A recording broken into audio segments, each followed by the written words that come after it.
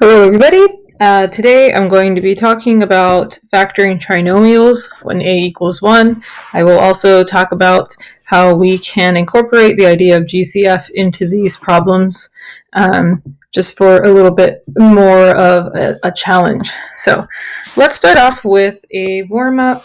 So for the warm-up, we're going to begin with going over a couple examples here, similar to what we had done before. So let's look at n squared plus 9n plus 20. So when we go to factor one of these problems, we need to recognize what type of problem it is. It is in that form of ax squared plus bx plus c, and specifically we see that the value of a equals 1.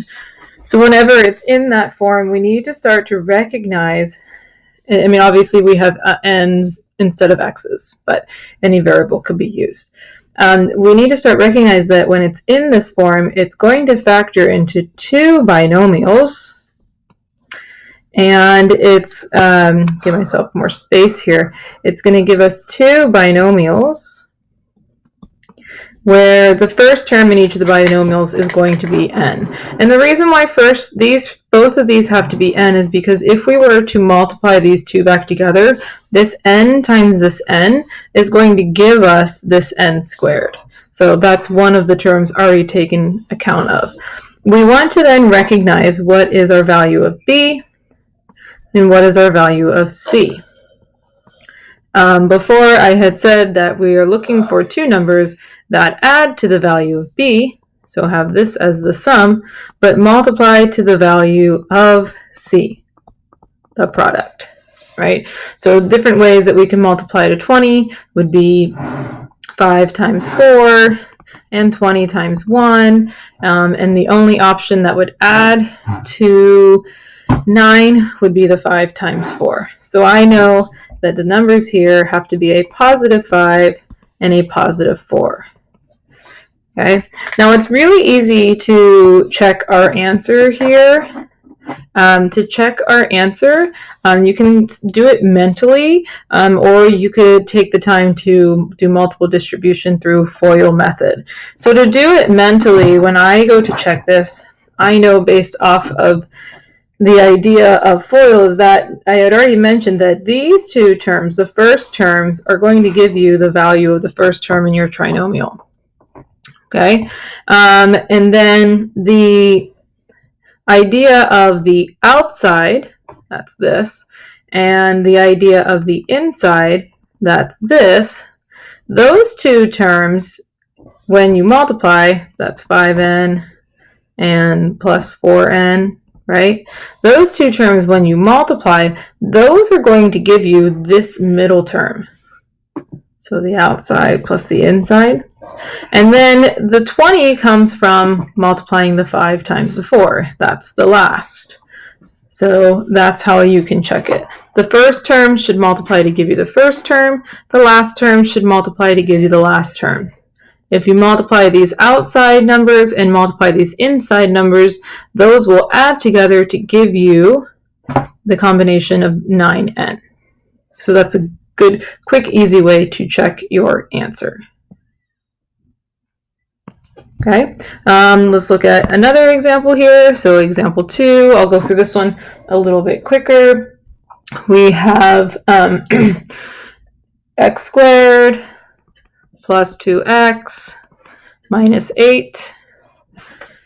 Again, it's the same form, so when we factor it, it's going to factor into two binomials. This is an important thing about this is to recognize that this is a pattern. You see this pattern, then you see it's going to factor into this pattern. This is why it's important that we learn about patterning, because it comes up later in math. So we're looking for two numbers that have a sum of 2, and they have a product of negative 8. And you might be starting to do this part in your head, but if you can't, think of ways that you multiply to negative 8. Well, that would be like negative 4 times 2. That's going to give you negative 2, so that's not going to work. Let's switch the signs around. 4 times negative 2. That, when you add them together, is going to give me 2. So I'm not going to look at any more options because I have found what I needed. So my values here are going to be positive 4 and negative 2. To quickly check my answer, I can see that the first terms, x and x, will give me x squared. The last terms, 4 and negative 2, will give me negative 8. To check that you have the middle term, make sure that this outside, negative 2x, and this inside product add together to give you that middle term. It's a quick and easy way to check your answer. Okay, so I'm going to give you 2 to try on your own for some extra practice. So let's go ahead and look at, this one's going to be x squared minus 7x minus 30. And then this one we will do y squared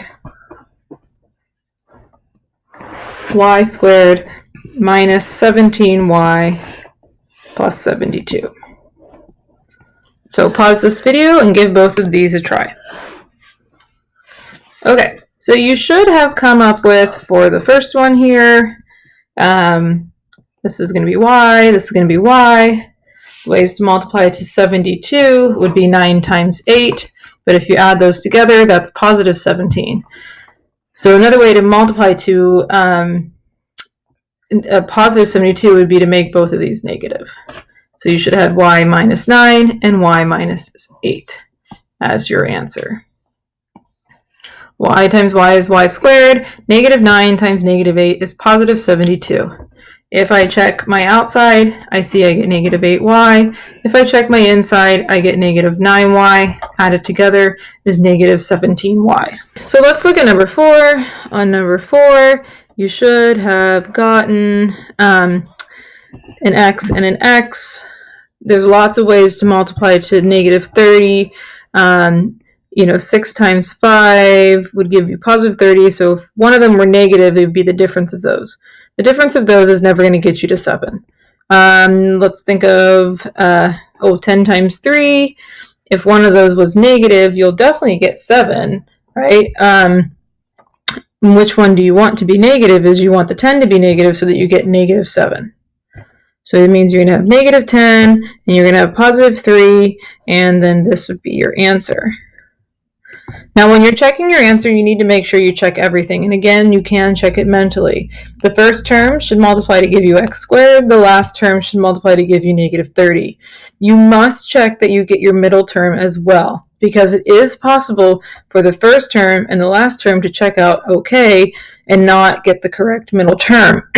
So if you think about it this way, let's say you did positive 10 and negative 3, and you're like, oh, x times x is x squared, 10 times negative 3 is negative 30.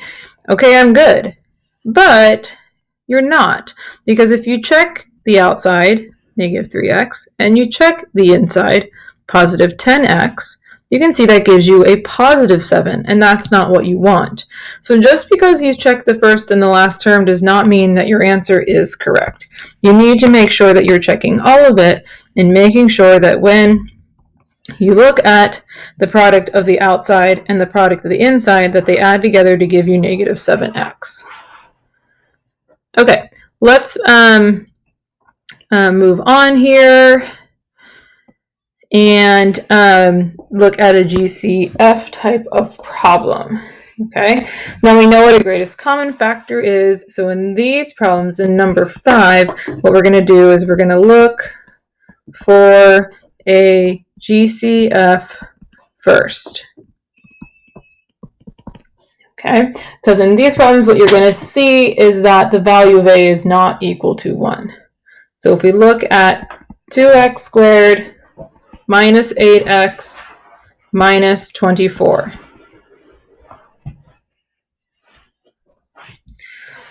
If you look at this trinomial here, you should be able to recognize that it does have a GCF of 2.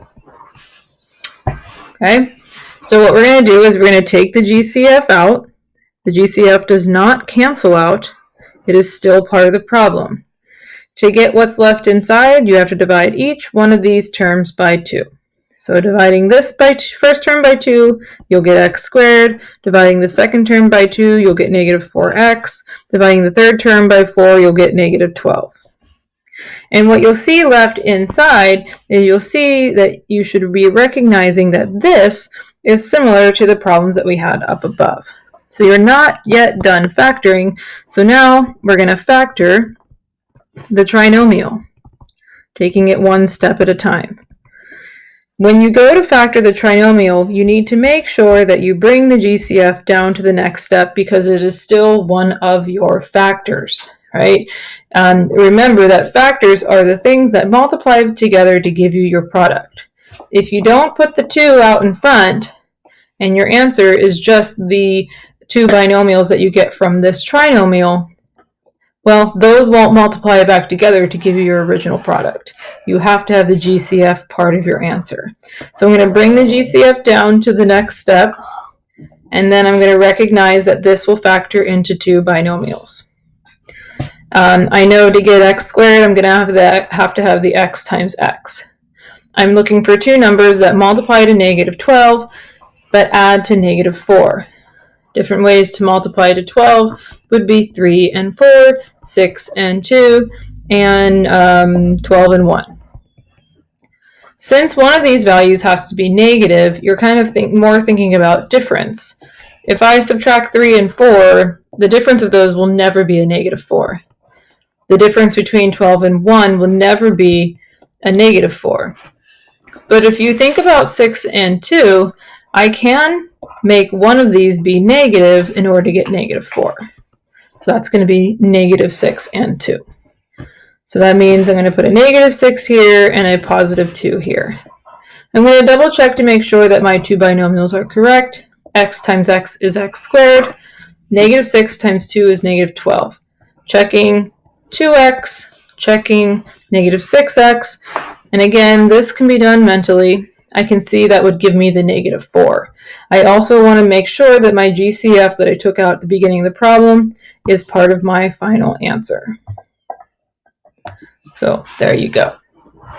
Okay, I hope that you enjoyed this video, and if you like this video, like it and subscribe to my channel, and good luck with your practice.